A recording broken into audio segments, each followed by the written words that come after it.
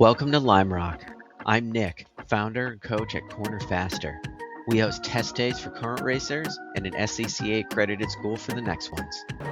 This video is part of a 10-part series where we take a look at Lime Rock Park in the iRacing simulator and go from a virtual track walk up to race ready.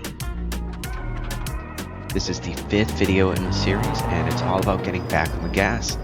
We're going to look at when and how to get back on the throttle out of each corner at Lime Rock. We're going to approach turn 1, big bend at half speed here on the replay. And we're going to take a look at the green and red lines, which represent the gas and brake. And we're going to take a look essentially for two things. Number one, that we're all the way to full throttle, flat line at the very top, before we get to the end of the apex curb in most of these corners, and don't see even a blip off of full throttle until the next brake zone. And then the next thing is that we're going to look for a gradual slope as we pick up the throttle instead of sharp spikes. And we're going to think about opening a can that fell out of the refrigerator or cooler, but you still want to open it. You're going to do so very carefully, and that first crack is going to be particularly careful, and that's what you're looking for the first time you, or I should say every time you get back on the throttle coming out of a corner. So depending on the turn here at Lime Rock, the timing of when you get back on the throttle is a little bit different. So let's take a look at what the timing should feel like, roughly speaking, coming out of each corner and how it's different. So for Big Bend, the biggest challenge is waiting to get back on the throttle. It's very long and it's pretty common to feel like picking up the gas right once you're done with the first apex. But you have to wait until you've got a trajectory all the way into the second apex curb and up the track towards the exit before you start feeding that throttle back in.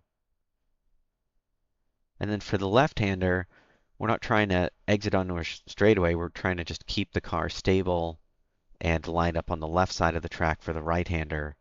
And on the right-hander, we're either flat out or just a blip off of the throttle a little bit prior to the apex. For the downhill, we want to come off the throttle and back on the throttle the same way, getting to full throttle by the time we get to that apex curb. And when I say in the same way, I mean very gradual off and then on again. For west bend, we want to start feeding in the throttle once we get to the apex curb and get all the way to full throttle shortly thereafter. And then in the downhill, we want to be absolutely flat out as much as possible, getting to wide open throttle well before the end of the apex curb and holding it all the way on the front straight. Let's take a look at that one more time in real time.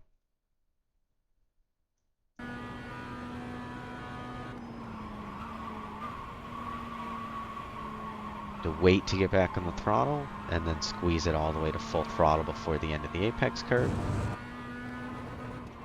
And then we're going to wait and just hug the car to the left and hold that throttle all the way through the right-hander.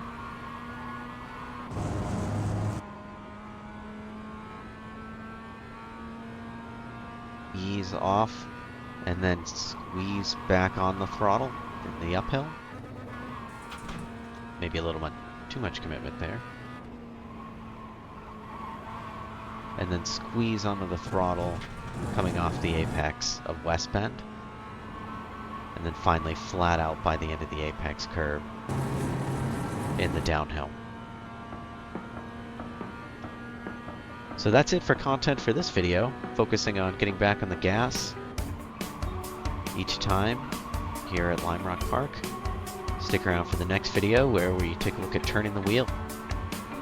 Thanks for watching.